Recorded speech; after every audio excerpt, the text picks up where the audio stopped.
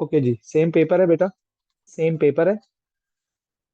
9701 paper 2 Feb March 2022। तो last time हमने यहाँ तक कर लिया था।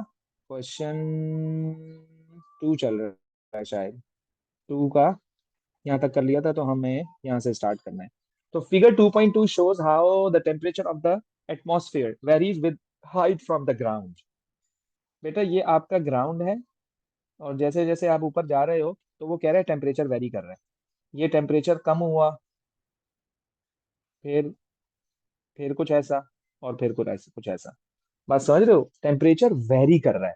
तो क्वेश्चन क्या पूछ रहा है वो, the equilibrium reaction in equation 1 has this -168। ये आपको रिएक्शन दिया हुआ है, this is equilibrium 1।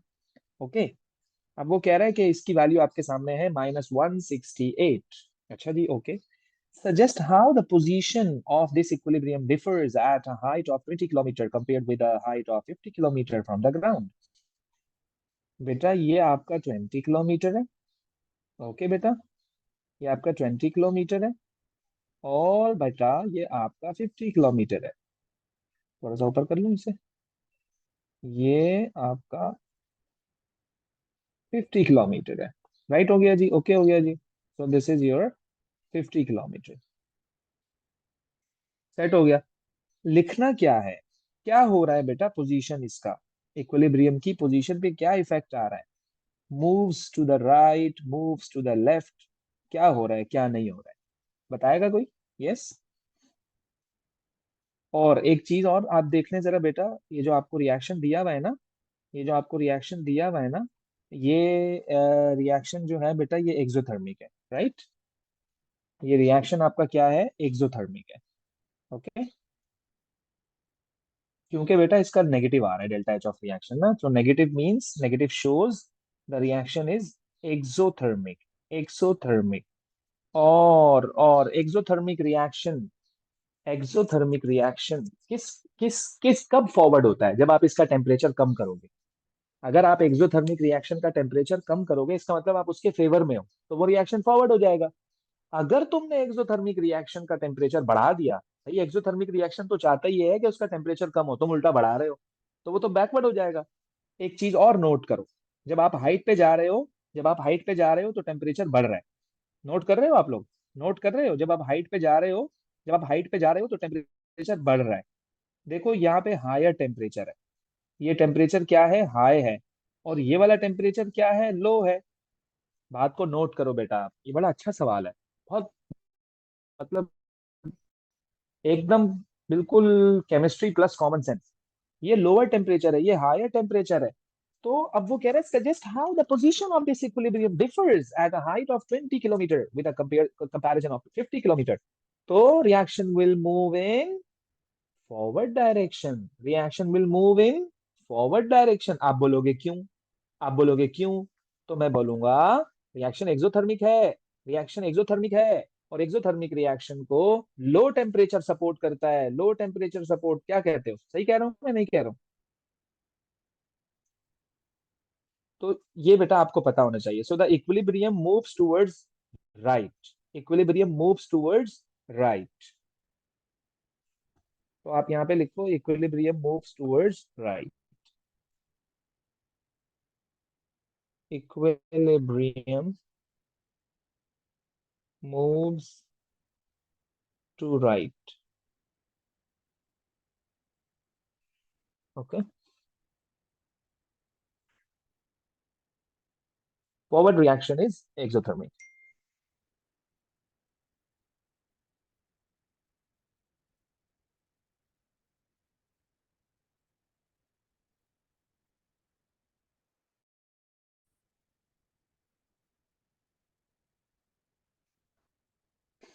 The hydrogen halides HCl, HBr, and HI are all colorless gases at room temperature. The hydrogen halides can be formed by reacting the halogens with hydrogen. Describe and explain the relative reactivity of the halogens down the group when they react with hydrogen to form HCl, HBr, and HI। Yes, yes, यानी कि hydrogen जब react करेगा chlorine के साथ, या bromine के साथ या आयोडीन के साथ और बनाएगा हाइड्रोजन का हैलाइड। HCl भी बन सकता है, HBr भी हो सकता है, HI भी हो सकता है। ओके। और उसने बता भी दिया कि ये सारे के सारे जो है all colourless gases, all colourless gases. अच्छा जी, ओके। रिलेटिव रिएक्टिविटी मैं कैसे बताऊं यार, कौन सा रिएक्शन फास्ट होगा, कौन सा रिएक्शन स्लो होगा, कैसे बताऊं भाई मैं, कैसे बताऊं? तो बेटा आप देखोगे इलेक्ट्रोनेगेटिविटी, आप देखोगे इलेक्ट्रोनेगेटिविटी। तो बेटा डाउन द ग्रुप इलेक्ट्रोनेगेटिविटी क्या होती है ग्रुप 7 की? आप बोलोगे सर डिक्रीज होती है। डाउन द ग्रुप इलेक्ट्रोनेगेटिविटी क्या होती है? डिक्रीज होती है। जब down the group electronegativity decrease होती है, तो इसका मतलब यह है कि तो आपका जो रिएक्शन है वो लेस विगरस होता जाएगा, स्लो होता जाएगा रिएक्शन। HF तो यानी कि Cl तो ऊपर है सबसे, तो Cl का रिएक्शन जो है वो अच्छा खासा विगरस होगा, अच्छा खासा फास्ट होगा, अच्छा खासा फास्ट होगा reaction. So down the group electronegativity आपकी डिक्रीज हो रही है और आपका रिएक्शन बिकम्स लेस विगरस है। दूसरा दूसरा दूसरा आप क्या कहोगे बेटा, डाउन द ग्रुप साइज भी तो इंक्रीज हो रहा है ना बेटा, क्या कहते हो? डाउन द ग्रुप साइज भी तो इंक्रीज हो रहा है ना। जब साइज इंक्रीज हो रहा है तो बेटा इलेक्ट्रॉन्स को अट्रैक्ट करने की एबिलिटी क्या होती जा रही है? कम होती जा रही है।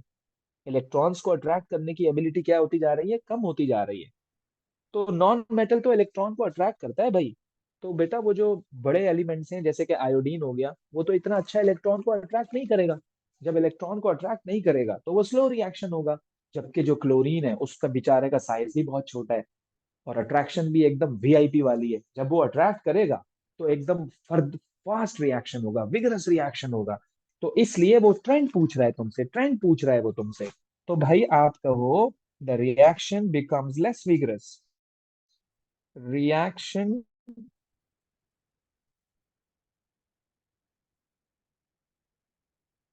becomes less vigorous. The reaction becomes less vigorous as we go down the group. एक मार्क आपको ट्रेंड बताने का मिल गया। As electronegativity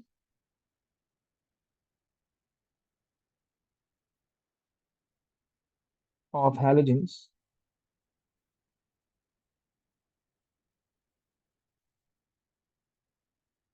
decrease is down the group.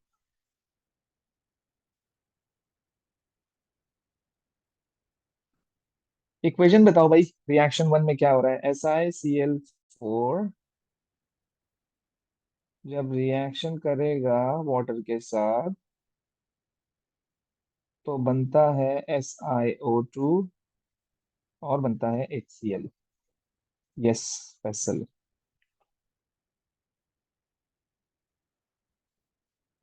NaCl and concentrated sulfuric acid type of reaction।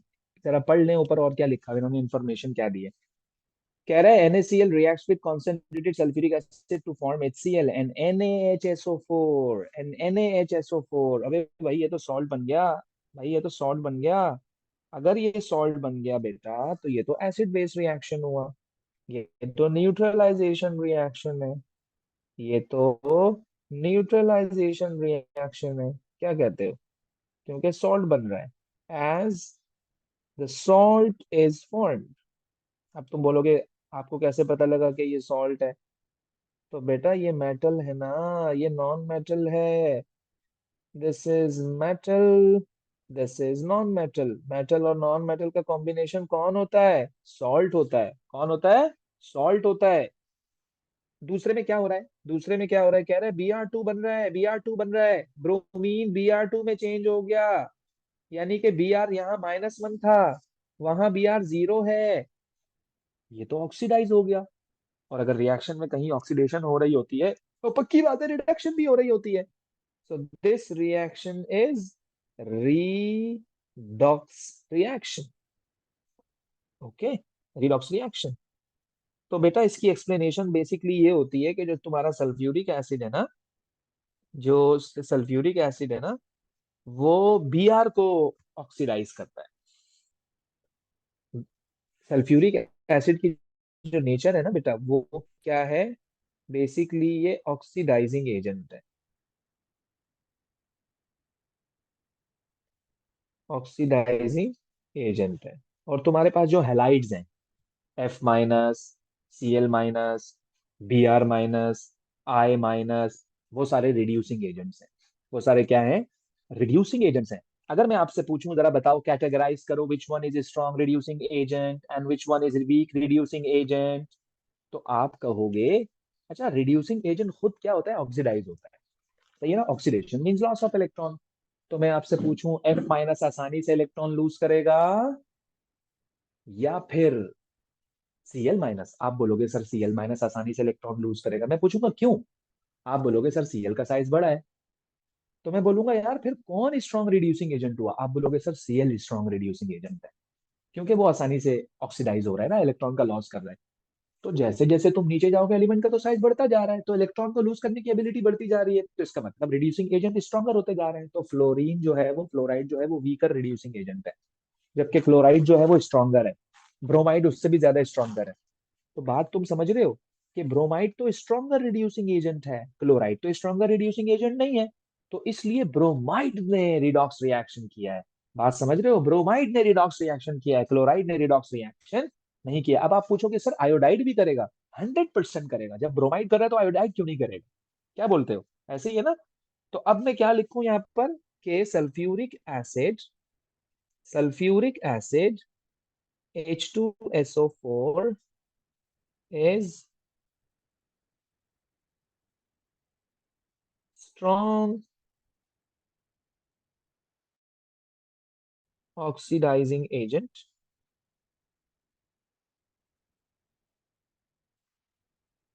that oxidizes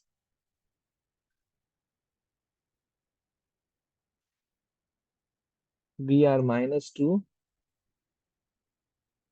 Br2, right? Explain the difference in the effect of heating on HCl and HI. भाई HCl stronger है या HI stronger है? यानी HCl means H bond Cl और HI means H bond I। जिसका bond strong होगा वो आसानी से नहीं टूटेगा, तुम कितना भी हीट कर लो। जिसका बॉन्ड वीकर होगा वो आसानी से टूट जाएगा। तो कह रहा है कि यस, इफेक्ट ऑफ हीटिंग किसका क्या है?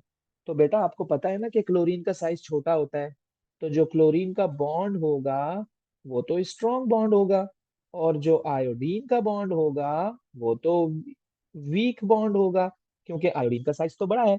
आयोडीन का साइज तो बड़ा है।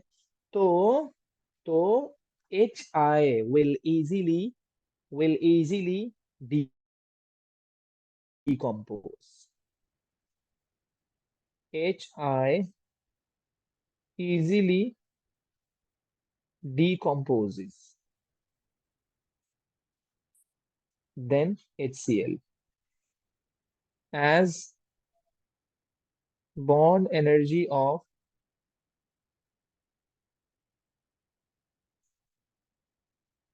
HI is weaker. सही है? What is mean by the Bronsted Lowry acid? Strong Bronsted Lowry acid. तो बेटा प्रोटॉन डोनर। ब्रोंस्टेड लोरी एसिड क्या होता है? एसिड का मतलब तो प्रोटॉन डोनर हो गया। प्रोटॉन का डोनर हो गया। और स्ट्रॉन्ग का मतलब क्या हो गया? जो fully ionises. Yes Faisal, fully ionises. Okay, चलो भाई स्केच करना है बेटा आपको अब। कहता है कि sketch the pH titration curves produced when 0.1 mole per dm cube NaOH is added. Added का मतलब ब्यूरेट में। NaOH कहाँ पर है? ब्यूरेट में। NaOH कहाँ पर है? ब्यूरेट में। और HBr कहाँ पर है? कॉनिकल फ्लास्क में है।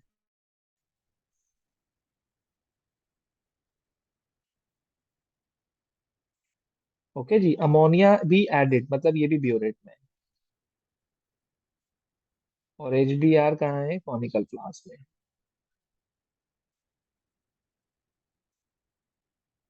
तो आपने जो अपना पीएच मीटर रखा है वो कहाँ रखा है? कॉनिकल फ्लास्क में रखा है ना? तो आपको एसिडिक पीएच शो हो रही होगी। एसिडिक पीएच शो होने का मतलब 1 2 3 जो भी होगी। जब आप ऊपर से बेस डालोगे तो पीएच इंक्रीज होती रहेगी। तो graph should start from the bottom, graph should start from the bottom, right, okay. और आपको पता है ना कि NaOH एक स्ट्रॉन्ग बेस होता है। तो जब आप इसको करोगे ना, तो ये ग्राफ स्टार्ट हो रहा है कुछ यहाँ से और यहाँ एंड होगा। दोबारा बना देता हूँ, लेट से बना देता हूँ मैं इसे। तो ग्राफ कहाँ से स्टार्ट होगा बेटा? 1 से। अब आप पूछोगे क्यों? क्योंकि बेटा आपके पास जो HBr है ना यार, ये स्ट्रॉन्ग एसिड होता है बेटा, स्ट्रॉन्ग एसिड है ये। स्ट्रॉन्ग एसिड की पीएच 1 है। ओहो।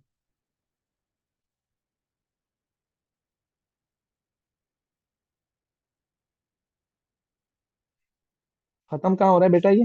नोट कर रहे हो आप? 14 पर, ड्यू टू स्ट्रॉन्ग बेस। अच्छा, एसिड अभी भी स्ट्रॉन्ग है, एसिड अभी भी स्ट्रॉन्ग है, लेकिन वीक बेस है। तो कहाँ खत्म हो गया बेटा ये? अप्रोक्सीमेटली 11 पर, क्योंकि वीक बेस है बेटा। ये इनको हम कहते हैं टाइट्रेशन पीरियड्स। ओके। ओके जी, आइए जरा आगे। HBr reacts with propene to form two bromoalkenes। Two bromo alkenes, क्योंकि बेटा ये अनसिमेट्रिकल एल्कीन है ना यार, ये अनसिमेट्रिकल एल्कीन है ना। तो वो कह रहा है कि draw the structures of the intermediate and the major organic product. Okay. तो आइए जरा देखते हैं कि क्या बनेगा बेटा। ये partial positive, partial negative, attack किया, ये यहां से निकला, right, okay. So CH3, CH2H, and यहाँ पर पॉजिटिव चार्ज। एक और प्रोडक्ट बनाओ, CH3।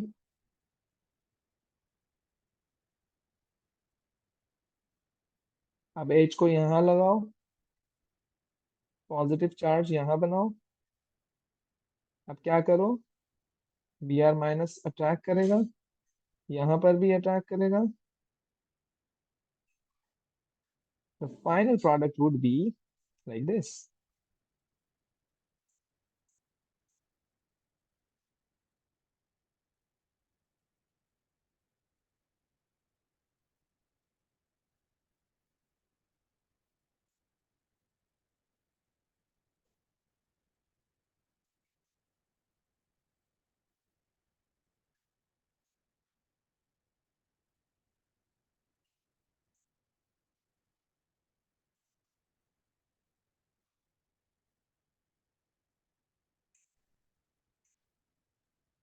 अब आप सोच रहे हो कि यार माइनर कौन है, मेजर कौन है ना? तो बेटा ये माइनर है, ये मेजर है। क्यों है? क्यों है? क्योंकि बेटा ये प्राइमरी कार्बोकैटायन है, 1 degree carbocation, which is less stable, and this is your secondary carbocation, this is more stable। Okay. मैंने आपको यही बता दिया। अच्छा, मोर स्टेबल क्यों है? क्योंकि इसमें जो R ग्रुप्स लगे हुए हैं वो पॉजिटिव इंडक्टिव इफेक्ट की वजह से इलेक्ट्रॉन उसको डोनेट करके उस पॉजिटिव चार्ज को बैलेंस करते हैं। जो कार्बोकैटायन में कार्बन का पार्शियल पॉजिटिव चार्ज है is balanced by the alkyl groups which are electron donating group. So this effect is known as the positive inductive effect. And the number of alkyl groups increases the stability of the carbocation. More alkyl groups, more stable. Less alkyl groups, less stable. Okay? तो बेटा इसको complete कर लीजिएगा इस paper को, मुझे बताइएगा, नहीं तो फिर इसका हाफ ऑफ द पार्ट में और करके आपको सेंड कर दूंगा। ओके।